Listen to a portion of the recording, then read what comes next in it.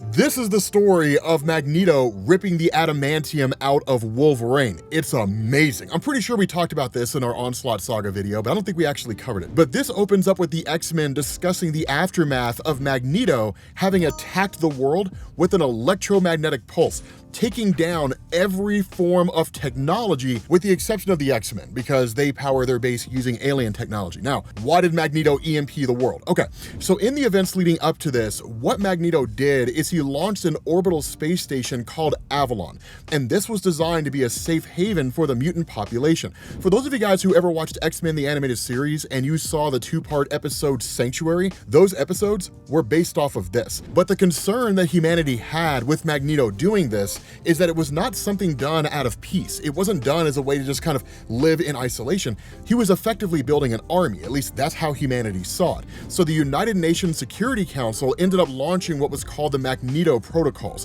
which was quite literally a series of satellites that orbited the world and created a kind of electromagnetic mesh that would effectively keep Magneto from being able to use his powers. Such as it was, it didn't work, and he took out the entire satellite system with an EMP, which also affected Earth. Now, the fallout to this is crazy because Cyclops literally starts talking about what's going on, right? Like Rogue asked the question, how bad is it? Like, how bad was this EMP? And the response to Cyclops is, we can't really know for certain. He says, but what we do know from like the garbled static that we have access to is that it's incredibly bad. Plane crashes, medical equipment failure, the whole 9 yards. Thousands and possibly even hundreds of thousands of people have already died, let alone all the other people who will die due to a lack of resources, due to overheating, any number of things, right? The inability to access food, whatever the case happens to be. Magneto may have quite possibly killed the world. And so in response to this, Professor Xavier says, we have to basically go make a move. We have to go to Avalon and we have to respond to Magneto. Now, the intention here of Xavier is to do it in as non-peaceful of a way as possible, but do not misunderstand the circumstance. They're basically in the middle of what is, by all standards of measurement, a war. It's Magneto having waged war against humanity or humanity waging it against him, whichever side you decide to go with. But what Xavier does here is he actually dons a Shi'ar exoskeleton. Now, we don't have to go into like the nature of the Shi'ar.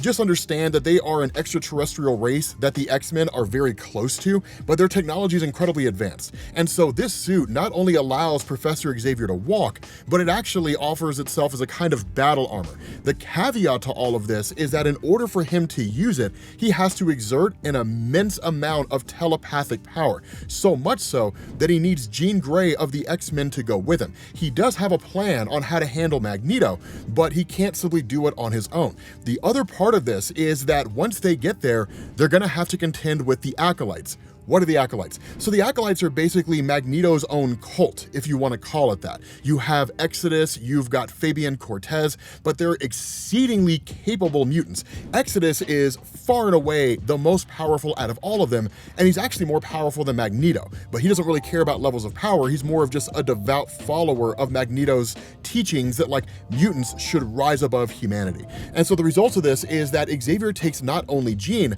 he takes Wolverine, Gambit, and then Rogue and Quicksilver. So the team's pretty capable and more than enough to handle virtually anybody out there within the superhero or even supervillain community. Now, the big concern that everybody has here is twofold. The first is that this team seems pretty small if they're going to board a space station that houses Magneto and his own followers. And the concern by Storm and Cyclops is that these guys would get eradicated pretty fast. Fortunately, Xavier does have an ace up his sleeve. But the other part of this is that while Xavier does intend to go in with like a peaceful motivation, something's gonna happen, right? Their concern is like things are gonna go sideways super fast, and Xavier's hand is gonna be revealed and he's gonna have to do something that he doesn't wanna have to do. But such as it is, Bishop, Jubilee, Iceman, Archangel, like they all basically have to stay behind. So you're not gonna see them for the rest of this story. The thing about this though is that once they board the space station, the first thing they do is they basically force activate the teleporters and get Exodus out of there as fast as they can. And that's the smartest thing to do, because the power of Exodus, this guy's an Omega level telepath, he is way beyond Professor Charles Xavier. And while Jean Grey is powerful, she doesn't have the Phoenix Force anymore. So she's not nearly as powerful as she used to be. Exodus would thrash both of them and be home in time for cornflakes. So that's why they got to get him out there as quick as they can. The other part of this is, of course, just kind of ancillary forces that happen to be around there, and they take those guys out quite readily, right? There's not a great big huge deal.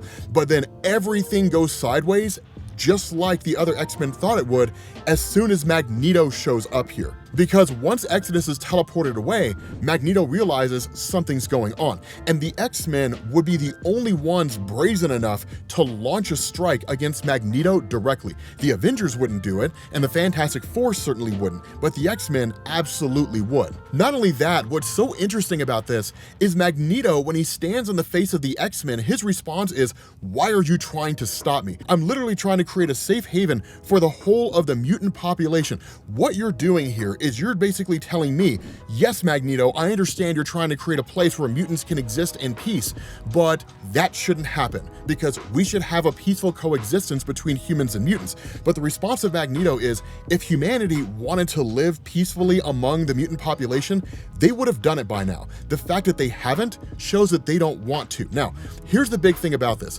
While Magneto does have his helmet on, which basically blocks out any form of telepathic attack, the hope of Xavier is that with his powers combined with Jean, it would be enough to overwhelm it, that once the other X-Men are able to kind of offer as a distraction, potentially one of them could get the helmet off, and in turn, they could just start forcing all these psychic projections into the mind of Magneto. And so that's why you see the two of them combining their power together, and they immediately launch a psychic attack on Magneto, despite the helmet that he has. Under any normal circumstance, that would never happen, right? But given the fact that their powers are combined, it basically allows it to take place. And this, from Magneto's perspective, is a grave injustice, because they start blasting him with these psychic images of his own history. His youngest daughter, Anya, burning to death in a house, the whole ordeal that he experienced in World War II, the most horrific moments of his life. And the hope in doing this is that it would force him into a state where he just kind of curls up in a fetal position, not necessarily giving up, but just being overwhelmed by the entire experience. The exact opposite happens, and Magneto loses it. This guy goes all the way off, right? He literally says, like, "You surprised me, Charles. I thought such manipulations abhorrent to you. You ask me why I do what I do, and I ask in return, how can you not?" And so the other X-Men jump in where they can, when they can. Gambit is taken out like that. Rogue attacks Magneto, but she's taken out almost just as fast. But before anything can really happen to Rogue, Quicksilver steps in. Now, the significance of the fight between Quicksilver and Magneto is really based more on the history that the two of them have together, as opposed to like the significance of this moment. In the sense that Quicksilver and Scarlet Witch being the children of Magneto is one of those weird things that Marvel kind of screws around with. But at this point in time, they were his kids. They were initially brought on to the Brotherhood of Evil Mutants, Magneto's own kind of anti-X-Men team, but then left relatively quickly, and have kind of been his enemy more or less ever since. And that's why he says things like time and time again, upon learning you and your sister Wanda, the Scarlet Witch, were my children, the children of my beloved lost Magda, you have been offered the opportunity to stand by my side, as was your right, as would have been my joy. And so this is all predicated on the idea that like they rejected his philosophies. So that's why this sort of conflict between the two of them is really significant here, right? It's just a father and son basically fighting over the things they've had to contend with before. But of course, Magneto overpowers Quicksilver, and that's when Wolverine steps in. Now, here's the funny thing about this, right? Like Wolverine launches an attack against Magneto, and he kind of freaks out. The reason why that happened is because in the Uncanny X-Men comic leading up to this, literally the story that happened right before this, Wolverine attacked Magneto and almost killed him. Not only that, Magneto is well aware of the ferocity of Wolverine, in the sense that there's two forms when it comes to his character. Comic book readers already know about this, so this is for like the non-comic book reader. But you've got Wolverine, who's just really angry and he attacks and that's it. Then you've got Berserker Wolverine.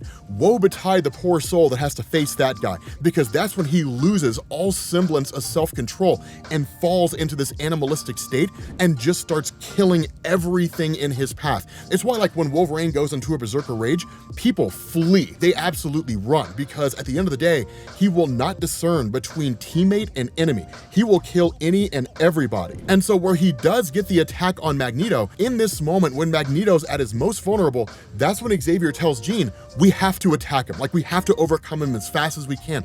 But the response of Jean is hesitation, right? She's like, look, I mean, look how weak he is. Like we don't have to like launch a psychic attack attack and potentially destroy this guy's mind. We already have him on the ropes. All we have to do is overpower him. But in this moment, when Jean's pleading her case, Magneto is like, enough. Like, I have had absolutely enough. I'm trying to make a safe haven for the mutant population. You guys show up here with your righteous causes and your stupid little speeches trying to tell me about how I'm wrong. You're literally getting in the way of progress. So if you thought I was the bad guy before, if you thought you've seen me pissed off before, wait till I show you what's about to happen next. And he snatches Wolverine up using his powers and rips the adamantium right out of his body. And everyone is horrified because they've never seen this side of Magneto before. They've never seen him go to this extreme. This guy is driven by just pure rage, but more so than that, he's making a point. Like, he's making an absolute point.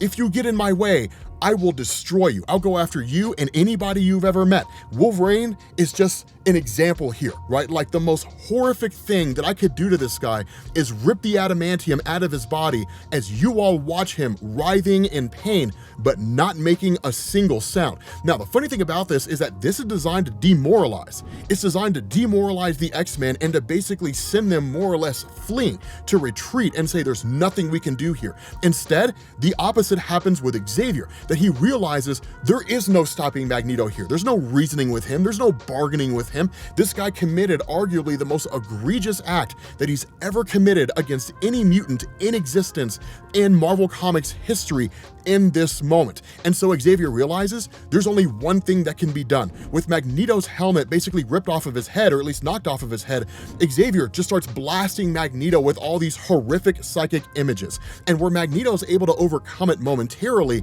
Xavier literally lashes out of anger and shuts Magneto's mind down, like puts him in a catatonic state, just takes his mind away. And that's it, right? Like, literally, Magneto, it's game over, like donezo for his character. And it's really to a shock to everybody because Xavier just loses control here.